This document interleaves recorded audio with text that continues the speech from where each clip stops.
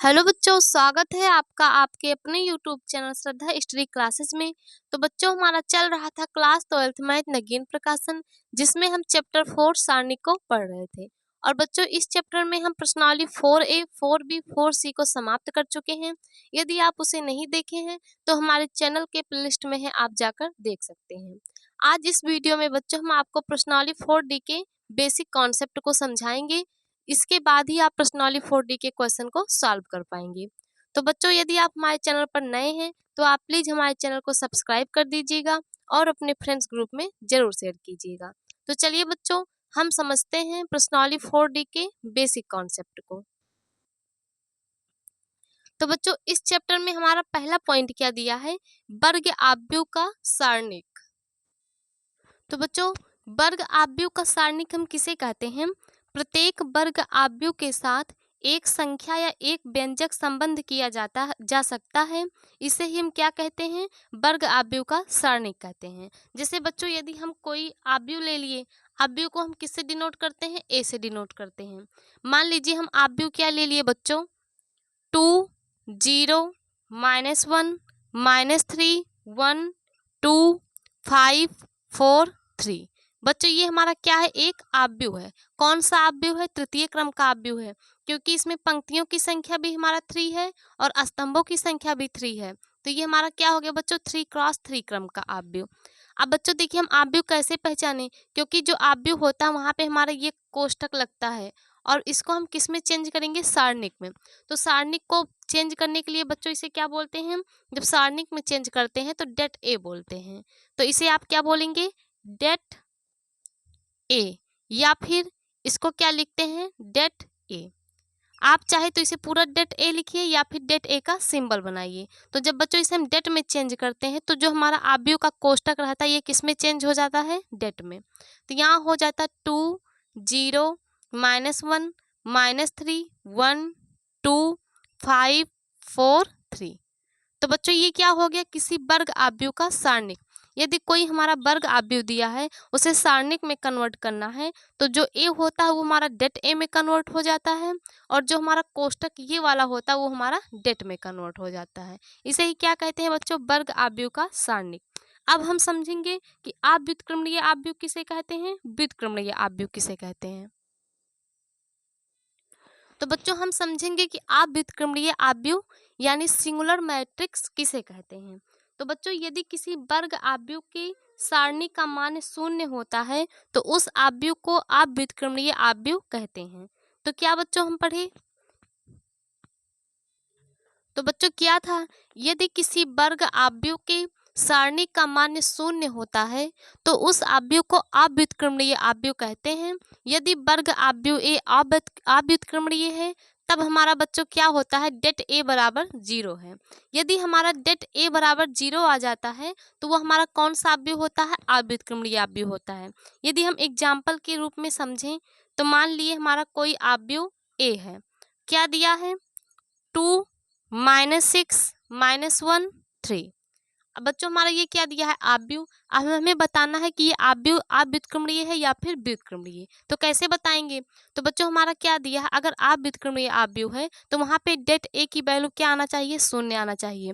तो पहले देखिए, ये हमारा आव्यूह के रूप में दिया है, पहले आप इसे सारणिक के रूप में कन्वर्ट कीजिए, यानी ए से क्या कीजिए? डेट ए। जब बच्चों डेट ए में कन्वर्ट करेंगे तो जो हमारा ये आव्यूह का साइन है ये हमारा किस में कन्वर्ट हो जाएगा? सारणिक के साइन में हो जाएगा। 2, -6, -1, 3। अब बच्चों ये हमारा सारणिक में कन्वर्ट हो गया। अब क्या करेंगे? यहाँ से हम डेट ए की वैल्यू निकालेंगे, देखेंगे हमारा 0 आता है या नहीं। तो बच्चों, हम आपको बताए हैं कैसे निकालते हैं डेट ए।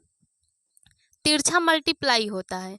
यदि हमारा द्वितीय कोटि का है तो तिरछा मल्टीप्लाई कर देते हैं। अगर तृतीय कोटि का होता है तो एक अवयव को छिपाते हैं, उस अवयव से संबंधित पंक्ति या स्तंभ हमारा छिप जाता है। फिर जो बचता है उसका बच्चों क्या करते हैं? तिरछा गुणा करते हैं। तो यहाँ पे देखिए द्वितीय कोटि का है तो तिरछा मल्टीप्लाई 3 2 जा 6, बीच में माइनस लगता है, -1 से -6 में कर देंगे, माइनस माइनस का प्लस हो जाएगा, 6 1 जा 6। अब यहाँ से देखिए बच्चों, हमारा डेट ए बराबर 6 में से 6 जाएगा, हमारा क्या आ जाएगा? 0। अब देखिए बच्चों, यहाँ पे हमारा डेट ए की मान क्या आ गया, 0। और यहाँ पे क्या बोला है, यदि हमारा डेट ए का मान 0 आ जाता है तो दिया गया आव्यूह क्या होगा, अव्युत्क्रमणीय होगा। यानी हमारा बच्चों क्या कह सकते हैं यहाँ पे कि दिया गया आव्यूह हमारा क्या है, अव्युत्क्रमणीय आव्यूह है, क्योंकि हमारा डेट ए की वैल्यू बच्चों क्या आ गया, 0 आ गया है। तो बच्चों इसे हम कहते हैं अव्युत्क्रमणीय आव्यूह। अब चलते हैं समझते हैं व्युत्क्रमणीय आव्यूह किसे कहते हैं। अब बच्चों जो हमारा व्युत्क्रमणीय आव्यूह होता है यानी नॉन सिंगुलर मैट्रिक्स, इसकी इंग्लिश क्या होती है बच्चों, नॉन सिंगुलर मैट्रिक्स। इसे हम क्या कहते हैं, व्युत्क्रमणीय आव्यूह।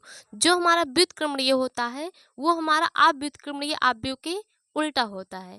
यानी अव्युत्क्रमणीय आव्यूह में बच्चों हमारा क्या होता था, डेट ए की वैल्यू 0 के इक्वल होती थी, तो उसे हम क्या बोलते थे, अव्युत्क्रमणीय आव्यूह।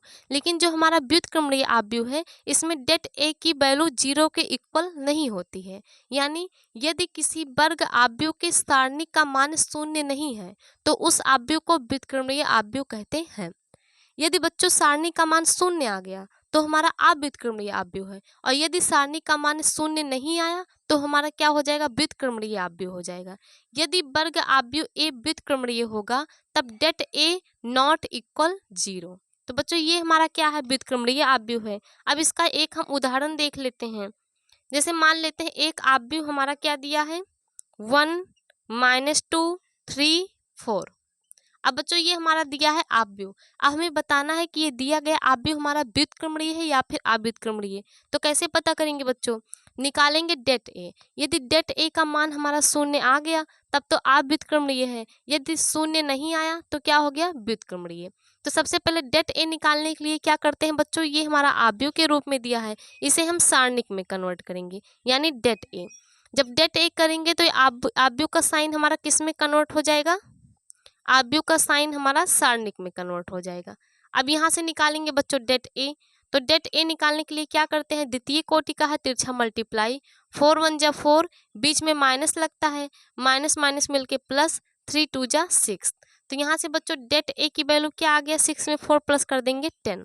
अब देखिए यहाँ पे बच्चों जो हमारा ये डेट ए आया है ये नॉट इक्वल 0, हमारा 0 के इक्वल नहीं आया है। और यदि हमारा ये 0 के इक्वल नहीं आया तो इसका मतलब हमारा क्या है, ये व्युत्क्रमणीय आव्यूह है। तो बच्चों ये हमारा व्युत्क्रमणीय आव्यूह क्या है, यदि किसी सारणी का मान हल करने पे हमारा 0 नहीं है तो हमारा व्युत्क्रमणीय आव्यूह है। यानी डेट ए नॉट इक्वल 0 तो व्युत्क्रमणीय होगा, डेट ए इक्वल 0 तो हमारा क्या होगा बच्चों, अव्युत्क्रमणीय होगा। तो बच्चों ये था हमारा व्युत्क्रमणीय अव्युत्क्रमणीय। अब हम समझेंगे कि उपसारणिक किसे कहते हैं। तो बच्चों हमारा अगला क्या है, उपसारणिक सब डिटरमिनेंट। तो बच्चों उपसारणिक हम किसे कहते हैं, किसी वर्ग आव्यूह के किसी अवयव से होकर जाने वाली पंक्ति और स्तंभ को छोड़ने से प्राप्त शेष वर्ग आव्यूह को सारणिक का उपसारणिक आव्यूह कहते हैं। तो बच्चों क्या है, कोई वर्ग आव्यूह दिया होगा तो वहां पे किसी एक अवयव को लेंगे और उस अवयव से संबंधित पंक्ति और स्तंभ को छोड़ने के बाद जो शेष वर्ग आव्यूह बचेगा उसे ही बच्चों क्या कहते हैं, सारणिक का उपसारणिक कहते हैं। तो चलिए बच्चों जैसे हमारा दिया है एक आव्यूह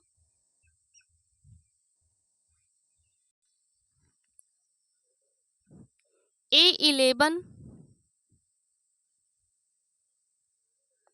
A12 A13 A21 A22 A23 A31 A32 A33।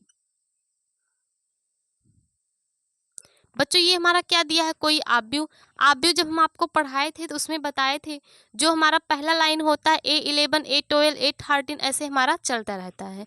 जो सेकंड लाइन होता है वो हमारा क्या होता है A21 A22 A23 dot dot ऐसे, A33 A32 A33 A34 ऐसे जाता है। अगर हम नेक्स्ट लेंगे तो A41 से हो जाएगा। तो बच्चों ये हमारा क्या है, आव्यूह है। अब इससे हमें क्या निकालना है, उपसारणिक निकालना है। यदि बच्चों हम A11 का उपसारणिक निकालें तो हमारा क्या आएगा, अगर बच्चों हमें A11 का उपसारणिक बताना है तो हम कैसे बताएंगे, देखिए किसी अवयव का हम उपसारणिक कैसे निकालते हैं? उस अवयव से होकर जाने वाली पंक्ति या स्तंभ को छोड़ने से प्राप्त शेष वर्ग अवयव को सारणी का उपसारणिक कहते हैं। यदि बच्चों हमें A11 का निकालना है तो इस अवयव से संबंधित स्तंभ और पंक्ति को क्या करते हैं बच्चों, हम छिपा देते हैं। तो A11 से संबंधित हमारा स्तंभ हो गया ये, पंक्ति हो गया A, इसे हम छिपा देंगे तो हमारा क्या बचेगा, A22, A23, A32, A33। और यही बच्चों क्या होगा, इस A11 का उपसारणिक। उपसारणिक को तो बच्चों हम डिनोट करते हैं M से, तो उपसारणिक को जब हम M से डिनोट करेंगे तो ये हमारा A11 का है, इसलिए क्या हो जाएगा M11। तो क्या आ जाएगा, सारणिक में इसको दिखाना है क्योंकि उपसारणिक है। तो बच्चों ये हमारा जब छिप गया है तो बचा है A22, A23, A32, A33। और बच्चों यही क्या हो गया हमारा A11 का उपसारणिक। इसी तरह यदि हम कह दे A23 का निकालिए तो इसको कैसे निकालेंगे बच्चों, A23 का उपसारणिक। इसको बच्चों किससे डिनोट करेंगे, उपसारणिक को हम M से दिखाते हैं और यहाँ पे 23 है तो यहाँ पे भी हमारा क्या हो जाएगा 23। अब बच्चों हमें निकालना है A23 हमारा यहाँ है तो इससे संबंधित ये वाली पंक्ति और ये स्तंभ हम छिपा लेंगे। तो क्या बचेगा, A11, A12, A31, A32। तो यहाँ पे लिख देंगे बच्चों A11, A12, A31, A33। यही क्या हो जाएगा बच्चों, A23 का उपसारणिक। तो बच्चों ये तो हम बताए आपको पोजीशन के हिसाब से, अब हम आपको एक एग्जाम्पल से समझा देते हैं। जैसे बच्चों हमारा कोई एक अवयव दे दिया 2 0 -1 -3 1 2 5 4 3। ये बच्चों हमारा क्या है, एक अवयव है। अब हमें इसमें क्या करना है, उपसारणिक निकालना है। किसका उपसारणिक निकालना है, 2 का। तो बच्चों हम कैसे निकालेंगे 2 का उपसारणिक, लिखेंगे 2 का उपसारणिक। किससे डिनोट करते हैं बच्चों, M से। तो हमारा क्या हो जाएगा, अब 2 का निकाल रहे हैं तो यहाँ पे हम लिख सकते हैं 2। तो यहाँ पे देखिए जब हम 2 का उपसारणिक निकालेंगे तो 2 से संबंधित ये हमारा स्तंभ और ये हमारा पंक्ति क्या होगा बच्चों, छिप जाएगा। तो क्या बचेगा 1 2 4 3। तो यहाँ पे क्या लिख देंगे 1 2 4 3। और बच्चों यही क्या हो गया हमारा 2 का उपसारणिक। इसी तरह यदि हम 4 का निकालें तो 4 का उपसारणिक हमारा बच्चों कैसे निकालेंगे, क्या हो जाएगा बच्चों 4 का उपसारणिक। तो देखिए हम 4 का ले रहे हैं तो 4 से संबंधित पंक्ति और स्तंभ को छिपा देंगे। तो 4 से संबंधित हमारा स्तंभ ये हो गया, पंक्ति ये हो गया। तो बच्चों ये हमारा ये कैंसिल हो जाएगा तो क्या बचेगा 2 -1 -3 2। तो यहाँ पे क्या आ जाएगा 2 -1 5 3। यही क्या हो गया बच्चों 4 का उपसारणिक। तो बच्चों उपसारणिक हम किसे कहते हैं, किसी वर्ग अवयव के किसी अवयव से होकर जाने वाली पंक्ति और स्तंभ को छोड़ने से प्राप्त शेष वर्ग अवयव को ही सारणिक का क्या कहते हैं, उपसारणिक। तो बच्चों ये था हमारा उपसारणिक। चलते हैं अब हम समझते हैं सहखंडज अवयव। तो बच्चों अब हम समझेंगे कि सहखंडज अवयव किसे कहते हैं।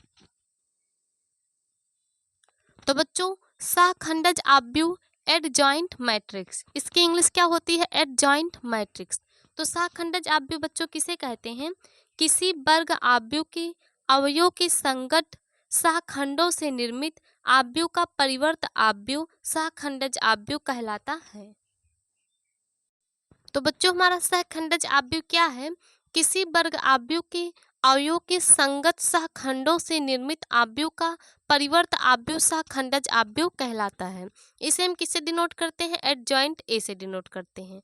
तो बच्चों यदि हम इसका एग्जाम्पल समझे तो मान लीजिए हमारा कोई एक अवयव क्या दिया है, A11, A12, A13, A21, A22, A23, A31, A32, A33। ये बच्चों हमारा क्या दिया है, एक आव्यूह दिया है। अब हम इसका क्या निकालेंगे, संगत सहखंडों से निर्मित आव्यूह, यानी क्या निकालेंगे बच्चों, हम इसका निकालेंगे उपसारणिक से सहखंडज। तो उपसारणिक जब इसका निकालेंगे तो बच्चों उसे हम मान लेते हैं हमारा क्या आता है, m बराबर उपसारणिक को। तो यहाँ पे हमारा वो हो जाता है C11, C12, C13, उसके बाद C21, C22, C23, C31, C32, C33। ये बच्चों हमारा क्या आ गया, संगत सहखंड। बच्चों जब हम आपको क्वेश्चन बताएंगे तो वहाँ पे हम आपको बताएंगे कि संगत सहखंड से निर्मित आव्यूह कैसे निकालते हैं। अभी हम मान लिए हैं कि संगत सहखंड आव्यूह हमारा क्या है, ये है। इसे यदि हम चाहे तो सी से भी डिनोट कर सकते हैं, क्योंकि जब हम आपको क्वेश्चन सॉल्व कराएंगे तो वहाँ पे हम सी से डिनोट करते हैं। अब ये हमारा मान लीजिए इस आव्यूह से क्या आ गया, संगत सहखंड से निर्मित आव्यूह। अब इसका हम क्या कर देंगे बच्चों, परिवर्त आव्यूह निकाल देंगे। तो जो हम परिवर्त आव्यूह आएगा वही हमारा क्या हो जाएगा, सहखंडज आव्यूह। तो परिवर्त आव्यूह कैसे निकालते हैं बच्चों, आव्यूह में हम आपको बताए थे किसी आव्यूह का परिवर्त निकालने के लिए क्या करते हैं, यानी यहाँ पे हम डैश लगा देते हैं। इसका मतलब क्या होता है, इसका परिवर्त निकाल रहे हैं। तो यहाँ से इसको जब परिवर्त आव्यूह निकालेंगे तो वो बच्चों हमारा क्या निकल जाएगा, सहखंडज आव्यूह, यानी एडजॉइंट ए। तो बच्चों यहाँ से हमारा एडजॉइंट ए क्या आ जाएगा, इसका परिवर्त आव्यूह बच्चों किसे कहते हैं, कि उस आव्यूह के पंक्तियों को स्तंभों में, स्तंभों को पंक्तियों में चेंज करना। तो बच्चों ये आप आव्यूह में समझ चुके हैं। तो ये क्या होगा, हमारा पंक्ति किस में चेंज हो जाएगा, स्तंभ में। तो जो C11, C12, C13 है वो हमारा यहाँ कन्वर्ट हो जाएगा स्तंभ में, C12, C13, C21, C22, C23 यहाँ पंक्ति से स्तंभ में चेंज हो जाएगा, C21, C22, C23। ऐसे ये हमारा क्या हो जाएगा, C31, C32, C33। और यही बच्चों हमारा क्या आ गया, सहखंडज आव्यूह। तो बच्चों सहखंडज आव्यूह हम कैसे निकालते हैं, यदि कोई हमारा आव्यूह दिया है तो पहले उसका क्या निकालेंगे, सहखंड से निर्मित आव्यूह, फिर उसका परिवर्त आव्यूह निकाल देंगे। तो बच्चों हमारा क्या आ जाएगा, सहखंडज आव्यूह आ जाएगा। तो बच्चों ये था हमारा सहखंडज आव्यूह। अब हम समझेंगे कि वर्ग आव्यूह का व्युत्क्रम या प्रतिलोम हम कैसे निकालते हैं। तो बच्चों अब हमें क्या जानना है कि किसी वर्ग आव्यूह का व्युत्क्रम या प्रतिलोम। तो बच्चों किसी वर्ग आव्यूह के व्युत्क्रम या प्रतिलोम, यानी चाहे हम व्युत्क्रम बोले या फिर प्रतिलोम, उसका मतलब एक ही है। तो इसका फार्मूला हमारा क्या होता है, यानी हमारा कोई आव्यूह दिया रहेगा ए और उसका हमें क्या निकालना है, ए इनवर्स, यानी बच्चों क्या निकालना है, ए इनवर्स, यानी व्युत्क्रम या प्रतिलोम। तो इसका फार्मूला होता है 1/det A एडजॉइंट ए। ये बच्चों क्या होता है, हमारा ए इनवर्स का फार्मूला होता है। इसे आप याद कर लीजिएगा, इसी से हम क्वेश्चन को सॉल्व करेंगे। तो ए इनवर्स क्या होता है, 1/det A adjoint A. det A आपको हम बच्चों निकालना बता चुके हैं, कैसे निकालते हैं। यदि हमारा द्वितीय क्रम का है तो तिरछा गुणा करके, यदि तृतीय क्रम का है तो प्लस माइनस प्लस वाला रूल लगा के। एडजॉइंट ए अभी हम आपको बताए, पहले कोई आव्यूह दिया रहेगा उसका क्या निकालते हैं, संगत सहखंड, उसके बाद उसका परिवर्त कर देते हैं तो हमारा क्या आ जाता है बच्चों, एडजॉइंट ए आ जाता है। अब हम समझेंगे हमारा एक प्रमेय दिया गया है। तो बच्चों वो हमारा प्रमेय क्या दिया है, यदि ए और बी एक ही क्रम के दो व्युत्क्रमीय आव्यूह हैं तो ए बी का inverse equal B inverse A inverse होता है। तो बच्चों हमारा प्रमेय क्या है, यदि ए और बी एक ही क्रम के दो व्युत्क्रमणीय आव्यूह हैं। व्युत्क्रमणीय का मतलब बच्चों क्या होता है कि det A का मान हमारा शून्य नहीं होना चाहिए। तो क्या होगा, ए बी का inverse equal B inverse A inverse. ये बच्चों हमारा क्या है, एक प्रमेय है। तो बच्चों ये था हमारा प्रश्नावली 4D का बेसिक कॉन्सेप्ट। इसे समझने के बाद ही आप प्रश्नावली 4D के क्वेश्चन को सॉल्व कर सकते हैं। तो बच्चों आप इसे पूरा पढ़ लीजिएगा और अपने नोटबुक में नोट कर लीजिएगा। तो बच्चों नेक्स्ट वीडियो में हम आपको प्रश्नावली 4D के क्वेश्चन को सॉल्व कराएंगे। अगर आपको हमारा वीडियो समझ में आता है तो आप प्लीज़ हमारे चैनल को सब्सक्राइब कीजिएगा और अपने फ्रेंड्स ग्रुप में ज़रूर शेयर कीजिएगा। तो चलिए बच्चों, मिलते हैं नेक्स्ट वीडियो में प्रश्नावली 4D के क्वेश्चन के साथ।